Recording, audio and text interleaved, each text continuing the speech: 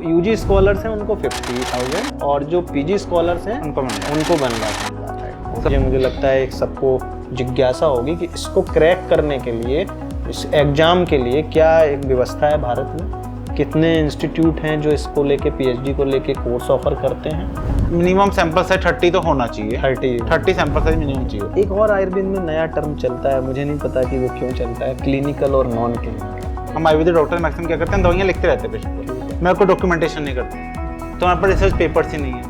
HRV पे use नहीं किया हुआ था, जो मैं हार्ट रेट वेरिएबिलिटी कह रहा हूँ ना, मैं कहना चाह रहा था कि निद्रा जो हमारी होती है वो अपने कार्डियोवास्कुलर सिस्टम के साथ साथ ऑटोनॉमिक नर्वस सिस्टम को भी इम्पैक्ट करती है। पीडियाट्री यानी कि मतलब कि फेक जर्नल है, तो बहुत सारा स्कोप है। आज की पॉडकास्ट से मुझे समझ में आया कि रिसर्च में बहुत सारे आपके पास कैरियर की अपॉर्चुनिटीज़ भी हैं, फार्मा में भी हैं, कॉलेज लेवल में भी हैं, हॉस्पिटल लेवल में भी हैं, क्लिनिकल लेवल पे भी हैं, पर्सनल अगर कुछ कर रहे हो वहाँ पे भी।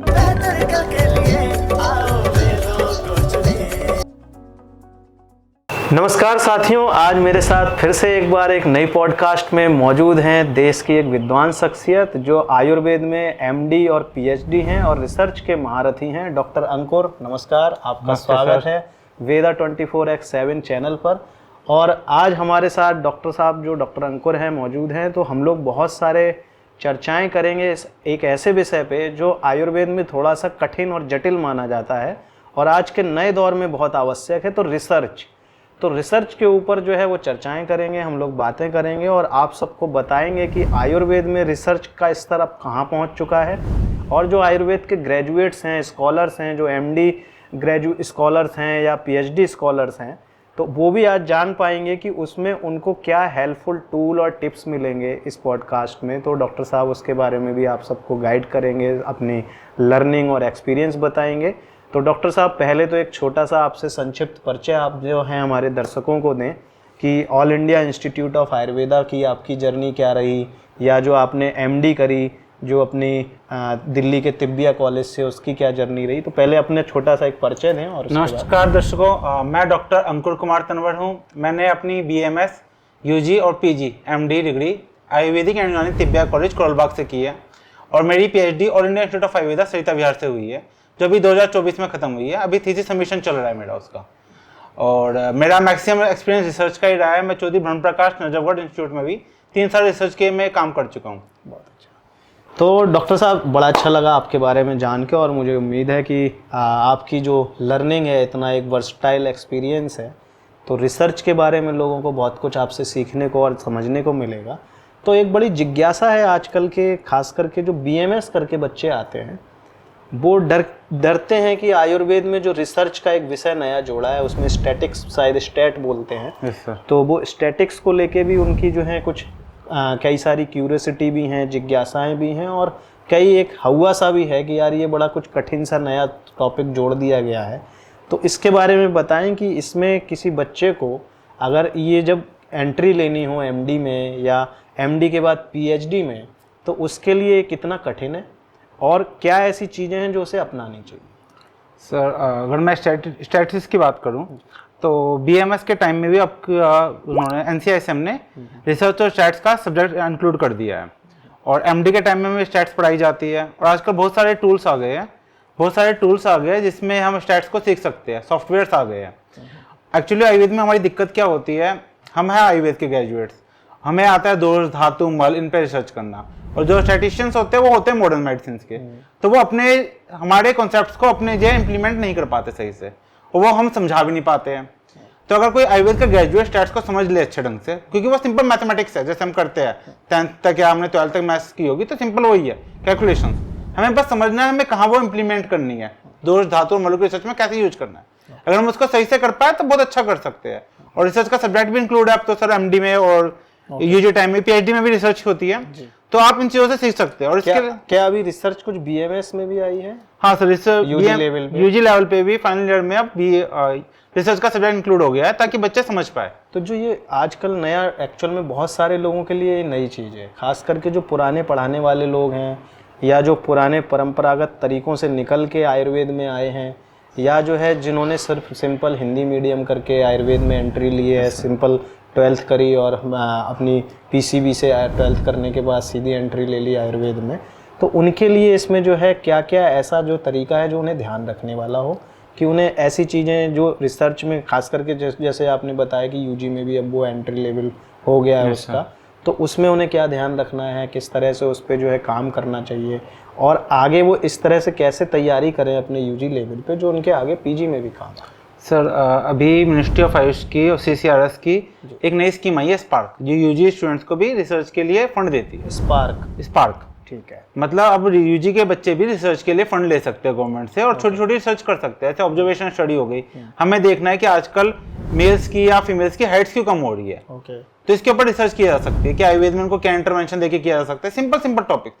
अभी रिसेंटली आप देखोगे बहुत सारी रिसर्च है, गर्म पानी के को देके चूहों पे माइस पे देखा गया उन पे क्या इम्पैक्ट आता है। हम आयुर्वेद में सोचते हैं वो छोटी रिसर्च है, क्या करेंगे, मगर मॉडर्न मेडिसिन ने चूहों पे ये गर्म पानी देके उसका साइंटिफिक डाटा प्रोड्यूस कर चुके हैं।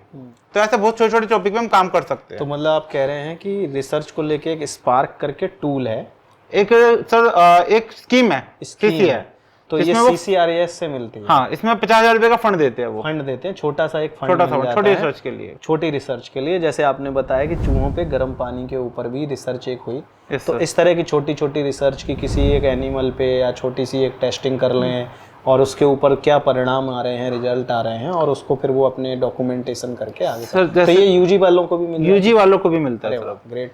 तो यूजी वाले स्टूडेंट अगर आप सुन रहे हैं तो आपके लिए ये काम की चीज़ है कि CCRS से आप स्पार्क के लिए अप्लाई कर सकते हैं, और उसमें कुछ अपनी रिसर्च जो है अपने इंस्टीट्यूट के साथ मिलके आपको एक मेंटर चाहिए होगा उसके लिए। आपको इंस्टीट्यूट से अपने जो कॉलेज में HOD हैं या आपके इंस्टीट्यूट में जो आपको कोई गाइड कर सकें, मेंटोर कर सकें, तो उनसे जो है साथ मिलके आप इस तरह की रिसर्च में पार्टिसिपेट कर सकते हैं।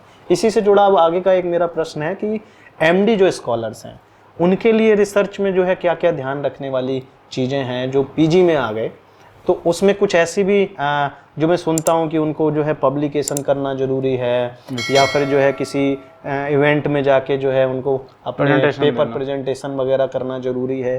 तो ये क्या मैंडेट हैं और क्यों ज़रूरी हैं और क्या इससे बेनिफिट हैं और ये कैसे तैयार करें? सर एक्चुअली रिसर्च का मतलब होता है कि हम कुछ सोसाइटी को दें। ठीक है। सोसाइटी को देने के लिए हमें उस जो हमने काम किया उसको प्रोड्यूस करना पड़ेगा, मतलब सेमिनार्स के रूप में या फिर पेपर पब्लिकेशन के रूप में। ठीक है। पब्लिकेशन करेंगे तो पूरा साइंटिफिक वर्ड देखते हैं ना क्या हुआ है, और जो फंड हमें मिला है उसको यूटिलाइजेशन हो पा रही है। ठीक है। इसलिए बोला जाता है कि आप पेपर प्रेजेंटेशन दो, पब्लिकेशन दो। पब्लिकेशन के लिए आजकल बहुत सारे पीडियाट्री जर्नल्स आ गए। पीडियाट्री मतलब फेक जर्नल, जो पैसा लेते हैं और दे देते हैं, आर्टिकल छाप देते हैं, और आयुर्वेद में इसकी भरमार है। अच्छा, आप पैसा दो आपके आर्टिकल छप जाएगा। अच्छा, आर्टिकल जो है पैसा देके छाप देते हैं, पैसा देके छाप देते हैं। तो इसमें एक मैंने जो मेरी समझ है ISSN अप्रूव्ड जर्नल होते हैं उसमें छपते हैं, तो ISSN अप्रूव्ड जर्नल में भी पैसा लेके छाप देते हैं सर। तो उसकी वैलिडेशन होती है या नहीं होती है? सर ISSN नंबर लेने के बाद भी जर्नल जब तक UGC के पास अप्रूव नहीं है तो वो पीडियाट्री जर्नल है। अच्छा। और पीडियाट्री जर्नल की कुछ खासियत होती है, आपके पास जो कमेटी है वो फेक कमेटी होगी, मतलब ऐसा कोई बंदा ही नहीं होगा।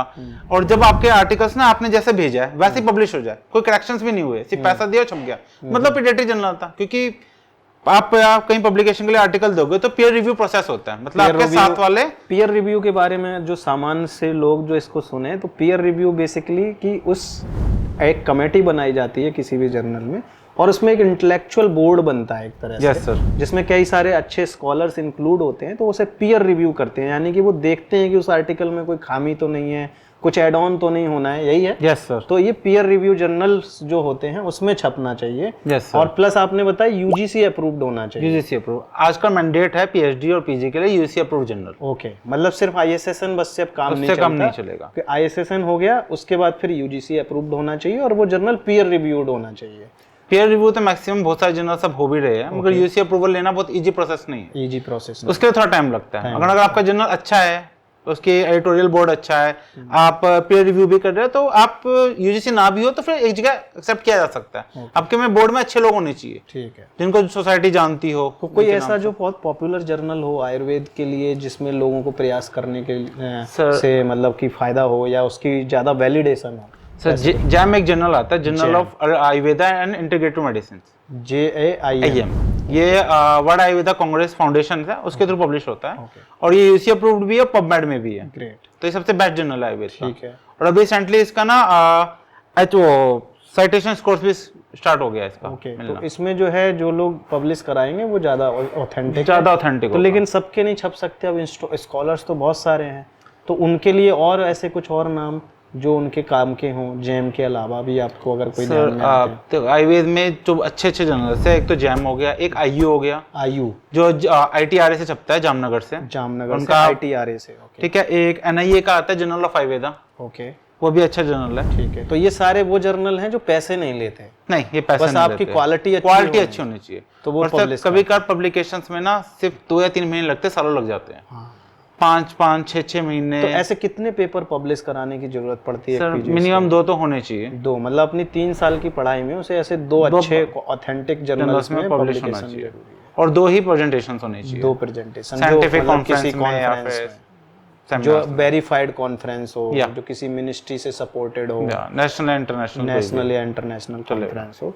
तो पीजी स्कॉलर्स के इसके अलावा रिसर्च में और क्या क्या ऐसी टेक्निक्स हैं जो लगती हैं, जिसमें रिसर्च में जो बहुत ज़रूरी पॉइंट्स हैं कि जो हमारे पीजी स्कॉलर्स को खास करके ध्यान रखने वाले? सर आजकल पीजी स्कॉलर्स के लिए भी PG स्टार स्कीम्स है। ओके, एक्चुअली होता है पीजी स्टार, ये किससे मिलती है? CCRS के थ्रू मिलती है। तो एक पहले आपने बताया यूजी स्कॉलर्स के लिए स्पार्क, और पीजी स्कॉलर्स के लिए पीजी स्टार, क्योंकि इसमें कितना तक फंड मिल जाता है? सर इसमें 1 लाख के करीब फंड है। 1 लाख के करीब। तो जो यूजी स्कॉलर्स हैं उनको 50,000, और जो पीजी स्कॉलर्स हैं उनको 1 लाख मिल जाता है। सर और इस स्कीम का फायदा ये है क्योंकि हम रिसर्च करते हैं, और रिसर्च करने के बाद हमारे पास फंडिंग की कमी हो जाती है। हम टॉपिक्स ले लेते हैं मगर हमें फंड इतना नहीं मिल पाता, हमें काम करते हैं तो वो मिनिस्ट्री और CCRS के थ्रू हमें फंड मिल जाता है, ठीक है, जिसके हम अपनी रिसर्च और अच्छी कर पाए। तो पीजी स्कॉलर्स को टॉपिक किस तरह से चुनने चाहिए? उसके लिए मतलब उनके गाइड से ही हेल्प मिलती है या खुद से भी कुछ दिमाग लगा सकते हैं? खुद से भी कुछ दिमाग लगाना चाहिए। एक्चुअली हमारा रिसर्च जो टॉपिक होना चाहिए वो हमारी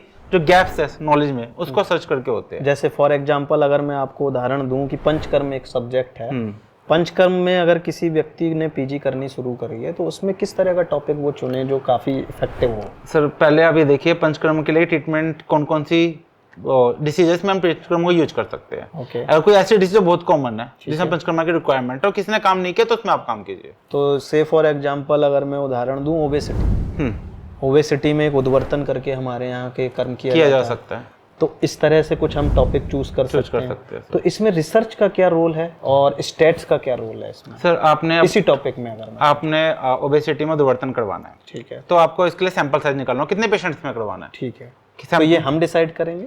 ये निकालने के लिए स्टैट्स यूज होती है, सैंपल साइज कैलकुलेशन। ओके, कि हमें कितना सैंपल निकालना है, इतने लोगों में ही करना है, साइंटिफिक है। ठीक है, अब आपने 5 लोगों में कर लिया, 5 लोगों में किया और उसका बेनिफिट देखिए जरूरी नहीं है ना, ठीक है, 5 लोगों में इम्पैक्ट आ रहा है, ठीक है, तो आपका सैंपल इतना सफिशिएंट होना चाहिए ताकि आप बता पाए साइंटिफिक वर्ड को कि हाँ हमने उद्वर्तन और आयुर्वेदिक करवाया और उसका इम्पैक्ट सोसाइटी पे पड़ा। ओके, ये तो उसमें कितना नंबर फिर हो सकता है एक अमूमन जो है? सर मिनिमम सैंपल साइज 30 तो होना चाहिए, 30 सैंपल साइज मिनिमम चाहिए होता है, उससे ज्यादा भी हो तो चलेगा। अच्छी रिसर्च के लिए 30 से 40-50% तक का एक नंबर मिनिमम तो चाहिए, 30 तो चाहिए। और एक ऐसे रोग को चुनना चाहिए जिसमें कि आपके पास पेशेंट का स्कोप काफी हो।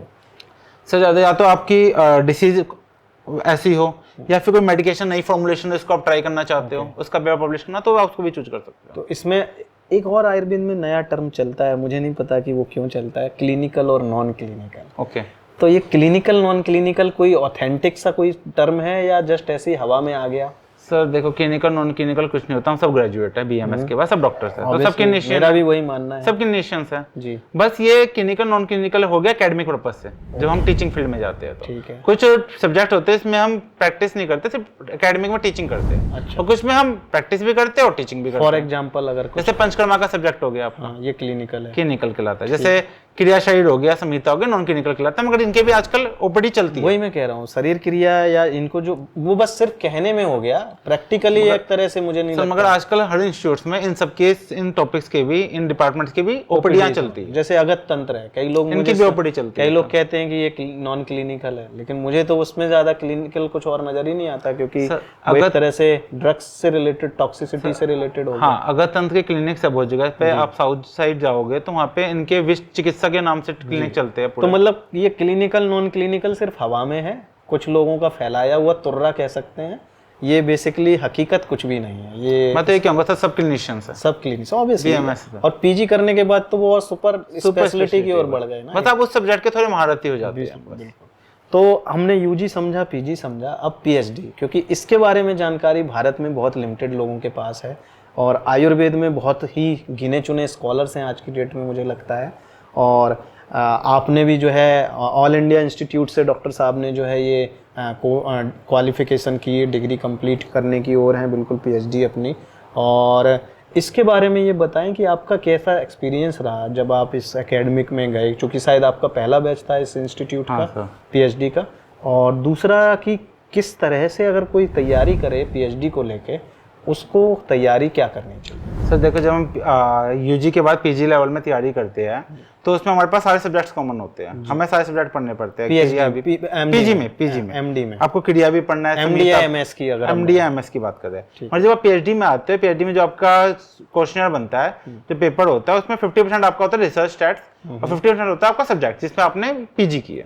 फिर से मैं पूछता हूँ, जैसे हम पीजी यूजी किए तो सारे सब्जेक्ट हो गया, जो हम बीएमएस के सारे सब्जेक्ट आ गए। एमडी जब हम करते हैं तो 50% आपका रिसर्च है, रिसर्च और स्टैट्स टॉपिक में, 50% आपका टॉपिक जिसमें आपने एमडी की थी। जैसे पंचकर्म हो गया, तो पंचकर्म के रिलेटेड क्वेश्चन हमने एनाटॉमी कर लिया या हमने काय चिकित्सा कर लिया, तो उसी के रिगार्डिंग क्वेश्चन। ठीक है। और जब पीएचडी करते हैं तब पीएचडी के टाइम में सर, पीएचडी के एमडी का मैं पूछ रहा हूँ, एमडी में सारे सब्जेक्ट हो गए, एमडी में फिर से सारे सब्जेक्ट, एमडी के सिलेक्शन के लिए आपको सारे सब्जेक्ट पढ़ने हैं, एमडी के सिलेक्शन के लिए, ओके, ठीक है ना। और पीएचडी के सिलेक्शन के लिए आपको सिर्फ अपने सब्जेक्ट पे पढ़ना है, जो आपको सब्जेक्ट आपने एमडी में किया बस उसी सब्जेक्ट को पढ़ना है, और रिसर्च पढ़नी है बस, क्योंकि पीएचडी का मतलब रिसर्च का है। पीएचडी मतलब एक एडवांस लेवल की रिसर्च में आप आ गए। तो अब उसकी जो रिसर्च है, जैसे आपने बताया कि इसमें 30 लोग चाहिए, एक टॉपिक चूज करना है, तो क्या पीएचडी का भी पैटर्न लगभग वही है? पैटर्न लगभग वही होता है सर, मगर इसमें हमें और अच्छा, मतलब आपका टॉपिक और यूनिक होना चाहिए, आपका सैंपल साइज बढ़ जाते हैं, ठीक है ना। एंड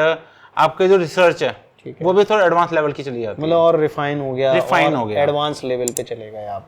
तो आपने जो है जो आपका टॉपिक रहा है वो शरीर क्रिया रहा है। हाँ जी सर। तो आपने पीजी में पीएचडी में क्या इस तरह का जो है आपका एक्सपीरियंस रहा है कि क्या टॉपिक में आपने क्या लर्निंग करी? और इसकी एक और जो बहुत महत्वपूर्ण चीज़ है, मुझे लगता है सबको जिज्ञासा होगी कि इसको क्रैक करने के लिए, इस एग्ज़ाम के लिए क्या एक व्यवस्था है भारत में? कितने इंस्टीट्यूट हैं जो इसको लेके, पीएचडी को लेके कोर्स ऑफर करते हैं?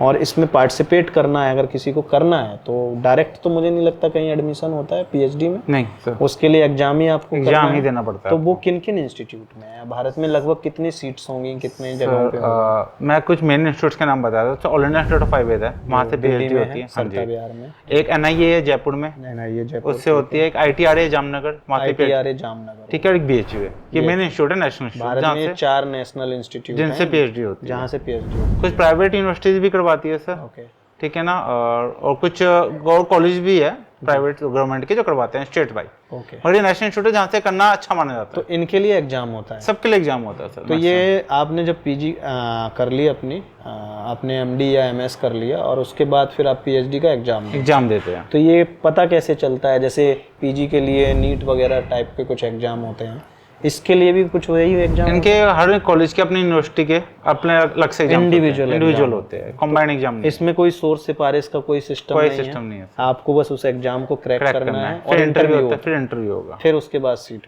इंटरव्यू में आपको अपना जो रिसर्च करना चाहते हो उसके रिगार्डिंग आपसे क्वेश्चन पूछे जाते हैं। ऑल इंडिया इंस्टीट्यूट में कितनी सीट्स होंगी सर? अराउंड 36, और बाकी जगहों पे टोटल जोड़ लें तो 150-200 सीट्स। हाँ, इतना बहुत लिमिटेड सीट्स।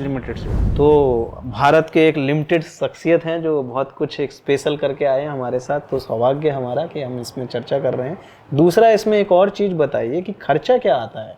आपको गवर्नमेंट से कुछ एड मिलती है या खुद से जेब में से कुछ खर्च करना पड़ जाता है मंथली बेसिस पे? नहीं सर, इन जब नेशनल इंस्टीट्यूट है सब में स्टाइफंड मिलता है, स्टाइफंड मिलता है। तो अगर आप एग्जाम के थ्रू गवर्नमेंट सीट करेंगे तो स्टाइफंड मिलेगा। तो सबसे ज्यादा स्टाइफंड किस स्टेट में और किस जगह पे है, जिससे कि बच्चों को थोड़ा सब नेशनल इंस्टीट्यूट है, सबका अराउंड एक जैसे स्टाइफंड है। नेशनल इंस्टीट्यूट में हर जगह पे एक जैसे स्टाइफंड है सबका। पीजी में थोड़ा डिफरेंट पीजी में डिफरेंट होता है, लेकिन आपकी पीएचडी में जो है स्टाइफंड लगभग सेम जैसे होता है। तो सारे नेशनल इंस्टीट्यूट में स्टाइफंड सेम है और लगभग 200 सीटें, करीब 150 से 200 के करीब सीटें हैं। और आपके लिए मतलब कंपटीशन बहुत टफ है। इसके बाद इसके स्कोप क्या है सर? मतलब जैसे पीजी के बाद तो हो गया कि आप एक स्पेशलाइजेशन कर लिए, क्लिनिकल प्रैक्टिस के लिए भी एक थोड़ा सा अलग है, पीएचडी के बाद एक्स्ट्रा स्पेशल स्कोप क्या है? सर पीएचडी के बाद स्पेशली आप टीचिंग फील्ड में ज़्यादा जा सकते हैं, मतलब आपको टीचिंग का फैकल्टी लेवल में, कॉलेज लेवल में थोड़ा ज़्यादा तो उसका क्या स्पेशल एडवांटेज है? सर पीएचडी के लिए ये भी है कि यूजीसी के नॉर्म्स चेंज होते रहते हैं। ठीक है। तो ये नॉर्म्स है कि 3 साल का अगर हमने पीएचडी किया 3 साल टीचिंग में काउंट होगी। अच्छा, ये है। तो ये एक नई जानकारी है, मुझे लगता है कि मगर ये नॉर्म्स भी यूनिवर्सिटी वाइज चेंज होती रहती है टाइम के time, university to university change होती रहती है, और यूजीसी के नॉर्म्स भी चेंज होते रहते हैं। अभी चारों नेशनल इंस्टीट्यूट के किए हुए अभी तक तो PhD शायद के, यही है। तो 3 इयर्स का उनका टीचिंग फैकल्टी इसमें काउंट हो जाती है। तो मतलब अगर आप एमडी के बाद कॉलेज में जाएंगे तो वो जो 3 साल आप लगाएंगे पीएचडी में, तो आपको कॉलेज में पढ़ाने की जरूरत नहीं है, सिर्फ पीएचडी की पढ़ाई के बाद भी वो 3 साल काउंट हो जाए। क्योंकि सर इन तीनों नेशनल इंस्टीट्यूट में रेगुलर पीएचडी होती है। ओके। तो मतलब आपको रेगुलर जाना है, और रेगुलर जा रहे हैं एज ए पीएचडी तो आप पीजी स्टूडेंट्स को ही पढ़ाते हैं। हाँ। वहाँ पे आप एकेडमिक भी देखते हैं वहाँ का, वहाँ की आज क्लिनिक्स भी देखते हैं, तो इसलिए आपको एक्सपीरियंस मिलता है। मगर आजकल पीएचडी कुछ इंस्टीट्यूट में होती है जहाँ इनरेगुलर होती है, मतलब रेगुलर नहीं जाना, मतलब आप टीचिंग कर रहे हो के साथ साथ पीएचडी कर सकते हो। अच्छा, ये सुविधा भी है? ये सुविधा भी है सर। तो वो कुछ वैलिड है? हाँ सर, वो वैलिड है, गवर्नमेंट इंस्टीट्यूट से भी होती है। अच्छा। क्योंकि इसमें आपको टीचिंग का वो अलग से एक्सपीरियंस नहीं मिल रहा ना, आपकी क्वालिफिकेशन बढ़ रही है। अच्छा, उसमें एक्सपीरियंस नहीं मिल रहा, क्योंकि वो टीचिंग आप कर ही रहे हो, तो टीचिंग एक्सपीरियंस आपका जाएगा। हाँ, वो उधर आपका तो आपका वो कंपनसेट हो जाता है, जो आपको टीचिंग नहीं छोड़ना चाहते हैं उनके लिए वो वाला ऑप्शन। अच्छा, आप कह रहे हैं कि वो लोग भी पीएचडी कर सकते हैं जो पहले से कॉलेज में टीचिंग में हैं। हाँ सर, एमडी करके लगे हुए हैं फैकल्टी, चाहे प्राइवेट या गवर्नमेंट, किसी भी कॉलेज में गुड, वो कर सकते हैं। तो पीएचडी ये जो है उन लोगों के सबके लिए है जो मतलब कि सिर्फ पीजी करके कहीं इंस्टीट्यूट में नहीं है, फिर भी वो पीएचडी कर सकते हैं, और जो ऑलरेडी पढ़ाई करा रहे हैं कहीं किसी कॉलेज में एज ए फैकल्टी मेंबर जुड़ गए हैं, तो वो भी कर सकते हैं। कुछ लिमिटेड इंस्टीट्यूट है, ये आपको देखना पड़ेगा एक बार। अच्छा, लिमिटेड इंस्टीट्यूट है, तो ये एक अच्छी जानकारी है। मुझे लगता है कि पीएचडी अगर आप जो है करेंगे तो आपको एक तो स्टाइपेंड मिलेगा, तो आपके जो अर्निंग सोर्सेज हैं वो फैमिली पे डिपेंडेंट नहीं होंगे अगर आपने एग्जाम क्रैक कर लिया डेफिनेटली। और दूसरी चीज़ है कि आप जो है 3 साल की अपनी टीचिंग की एक्सपीरियंस को जो है वो कैलकुलेट करवा पाएंगे, तो ये एक बड़ी अच्छी मेरे लिए एक यूनिक जानकारी थी। तो इसके अलावा इसकी तैयारी आपने बता दी, इसके बारे में जो है तो प्रैक्टिस में भी कुछ इसका एक्स्ट्रा एडवांटेज है सर? या वो पीजी लेवल तक ही रहता है, मतलब एमडी एमएस तक ही रहता है, या पीएचडी में भी कुछ एक्स्ट्रा? पीएचडी में आप रिसर्च में बहुत निखर जाते हैं, तो आप हर जगह रिसर्च को इम्प्लीमेंट करने की सोचते हैं। अब प्रैक्टिस में आजकल क्या होता है, जैसे हम डॉक्टर्स होते हैं, हम आयुर्वेदिक डॉक्टर मैक्सिमम क्या करते हैं, दवाइयाँ लिखते रहते हैं पेशेंट को, मैं कोई डॉक्यूमेंटेशन नहीं करते हैं, तो हमारे पास रिसर्च पेपर्स ही नहीं है।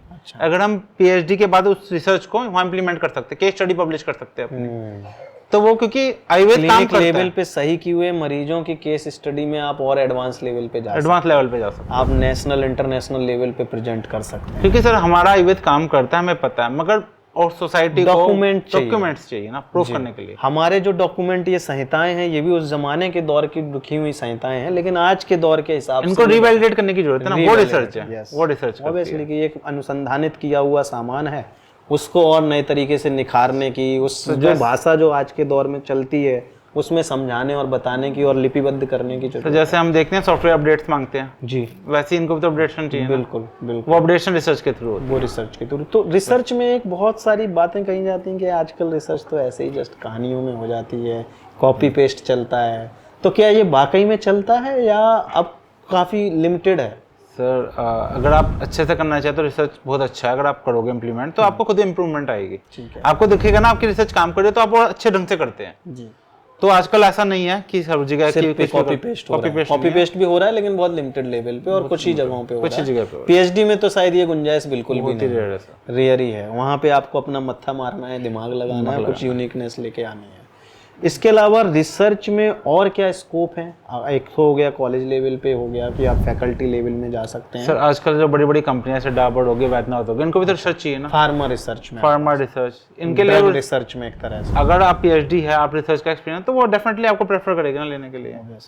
तो रिसर्च में फार्मा में भी बहुत बड़ा स्कोप है, और मुझे लगता है कि आजकल रिसर्च में बहुत सारे हॉस्पिटल लेवल पे भी जरूरत पड़ती है कि उसमें भी रिसर्च की पेशेंट सेंट्रिक, डिसीज सेंट्रिक जो है लर्निंग चाहिए। कुछ और ऐसा जो आपको लगता है कि यूजी स्कॉलर, पीजी स्कॉलर और पीएचडी स्कॉलर्स को ध्यान रखना चाहिए रिसर्च के लिए या अपनी स्टडी के दौरान, दोनों के बारे में कुछ स्पेसिफिक चीज़ें, जैसे आपकी अपनी एक जर्नी रही और आपने हमेशा एग्जाम क्रैक किया और अपनी पढ़ाई को आगे कंटिन्यू किया और उसमें आप अपने प्रैक्टिस को भी बढ़ाते रहे और रिसर्च पे भी काम करते रहे, तो ऐसे ही बाकी लोगों को भी कुछ ऐसा कुछ अपने एक्सपीरियंस शेयर करें कि कहाँ कठिनाई आती है, वो उन्हें फोकस कहाँ पे करना है, और क्या ऐसी चीज़ें हैं जो उनको जो है ज़्यादा फोकस करें तो ज़्यादा सफलता। सर सबसे पहले जब आप टॉपिक डिसाइड करें ना, टॉपिक आपका यूनिक होना चाहिए, सोसाइटी में जो गैप है उसको फुलफिल करना चाहिए।